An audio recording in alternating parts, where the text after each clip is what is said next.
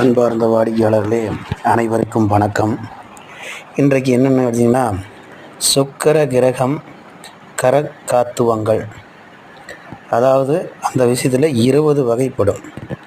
1 கலத்திரம், 2 திருமணம், 3 வருமானம், 4 கால்நடைகள், 5 பெண்கள், 6 அழகான அங்கங்கள் கவர்ச்சி,